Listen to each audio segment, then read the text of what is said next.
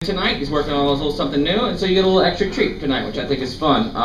Your regulars will recognize him. He's actually a favorite of the Punch crowd, so do me a favor. Warm welcome for the very funny Chris Cubas.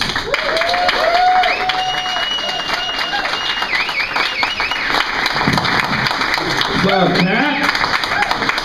Nice. Found a butter wrapper in my pockets the other day. That's depressing. Like, I knew I was fat, but that's a plateau I didn't know I had reached yet. I'm just sticks of butter just not accounted for in my head.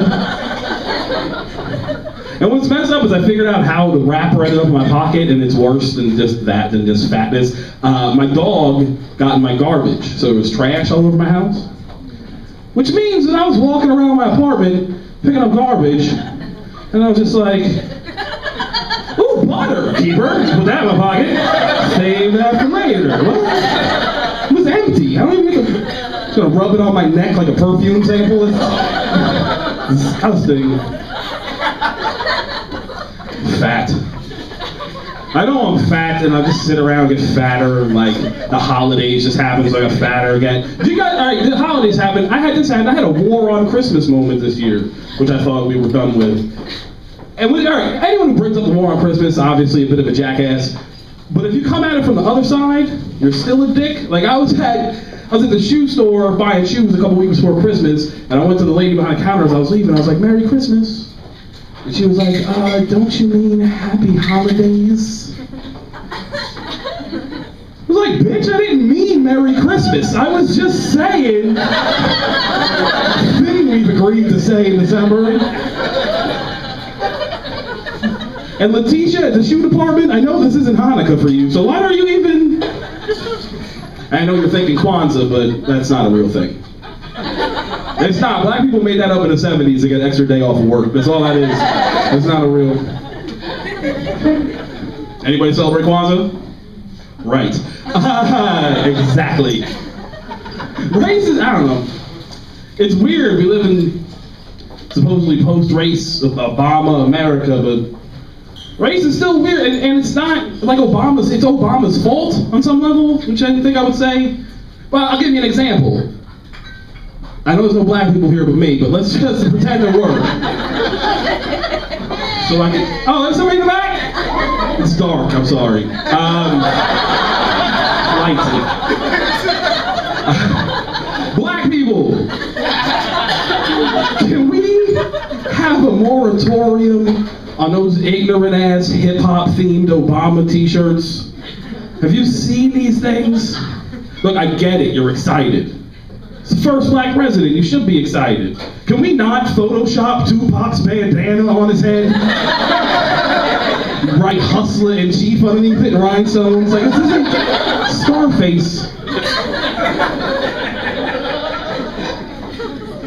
It's weird, man. But that's an example of like, a politician with embarrassing supporters.